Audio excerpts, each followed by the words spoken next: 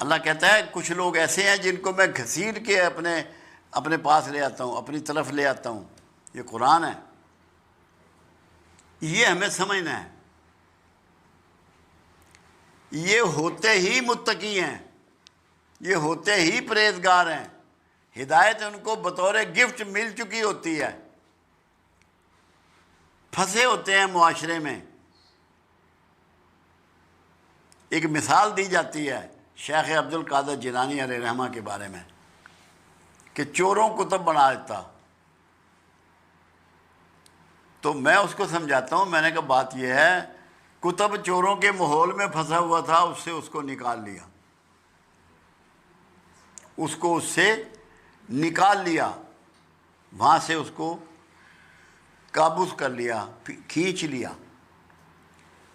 تو بہت سے لوگ ایسے ہوتے ہیں فطرتاً نیک ہوتے ہیں، فطرتاً پرہیزگار ہوتے ہیں، اللہ سے از خود ڈرتے ہیں. تو ہدایت پہ تو وہ ہوتے ہیں، انہوں نے ہدایت پا لی ہوتی ہے.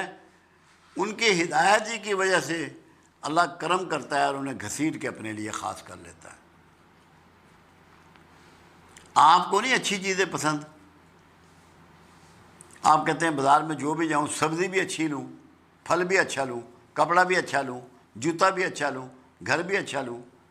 تو اللہ کے بھی تو یہی پسند ہے کہ اچھوں کو اپنے پاس گھسیٹ لیتا ہے.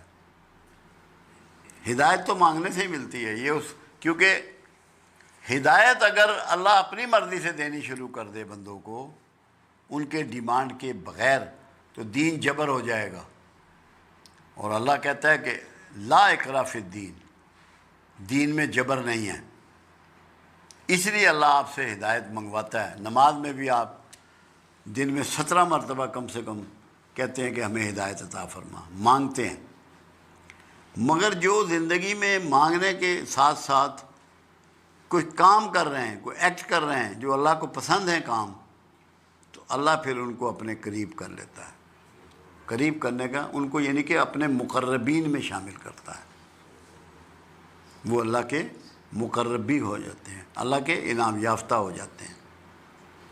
وہ لوگ ہیں جن کی پریکٹس ہی بہتری کی ہوتی ہے ساری زندگی میں.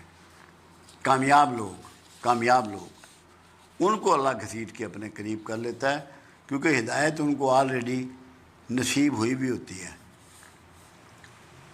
یہ سارے جتنے بڑے بڑے صوفی ہیں، اللہ والے ہیں،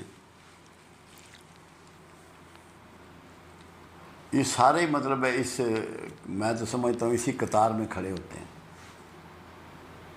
نمازیں تو سب ہی پڑھ رہے ہوتے ہیں، روزے بھی سب رکھ رہے ہوتے ہیں، حج بھی کر رہے ہوتے ہیں، زکوٰۃ بھی دے رہے ہوتے ہیں.